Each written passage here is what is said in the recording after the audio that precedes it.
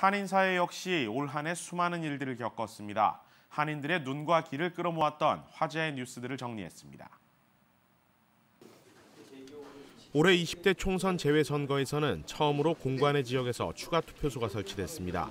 남가주의 경우 오렌지 카운티의 한인회관과 샌디에고 노인회관 등의 투표소가 마련됐는데 투표율은 앞선 재외선거와 비슷한 수준에 그치고 말았습니다. 지난해 폭염 속에 방치된 채 목숨을 잃었던 고 이현준 군.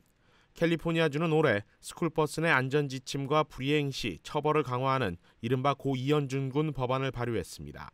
고인의 안타까운 죽음은 앞으로 수많은 학생들의 안전을 지키는 계기가 됐습니다. 코웨이 얼음 정수기의 중금속 검출은 미주 지역에도 큰 파문을 일으켰습니다. 코웨이 USA 측은 미주 지역 출시 모델과는 상관없는 일이라고 했지만 이후 미주 지역 모델에도 같은 부품이 사용됐다는 정황과 증거가 연이어 제기되면서 결국 미주 지역에도 소비자 집단 소송이 계류 중입니다. 일본계 측이 제기한 소녀상 철거 소송. 그러나 연방항소법원과 캘리포니아 항소법원은 연이어 글렌데일시 측의 손을 들어줬습니다. 여기에 더해 샌프란시스코 위안부 기린비 건립까지 확정되며 여성 인권을 기리는 기린비와 소녀상은 미주 각 지역에서 그 명분을 공고히 했습니다.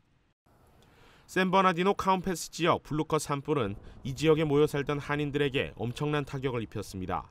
살던 집은 물론 농장과 과수원 등 삶의 터전이 사라진 이들을 돕기 위해 한인사회 전체가 뜻을 모았고 곳곳에서 소중한 성금이 모였지만 여전히 정부 차원의 피해복구 지원은 미흡한 상황입니다. 올해는 그 어느 때보다 많은 한인 후보들이 다양한 선출직에 도전했지만 결과는 아쉬웠습니다.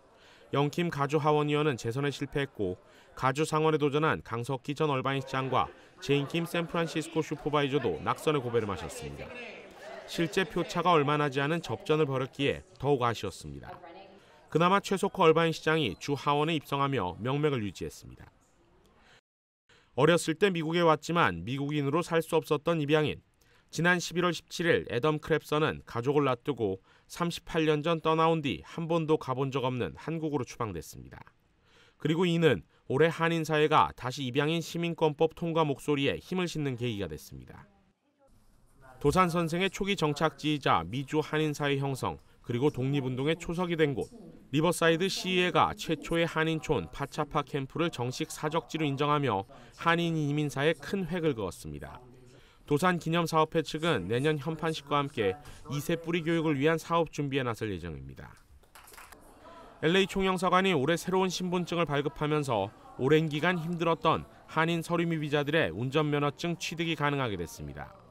그러나 총영사관은 국정감사에서 중남미 지역에서도 승인된 영사관 아이디를 DMV에서 1차에 승인받지 못한 데 대해 늑장 대응이라는 지적을 받아야만 했습니다.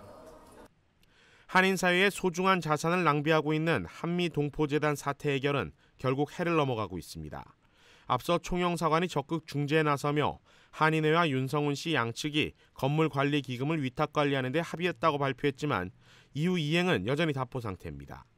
이 과정에서 한인 회장을 향한 총영사의 막말 파문과 사과 등 볼성 사나운 모습만 올 한 해를 장식했습니다.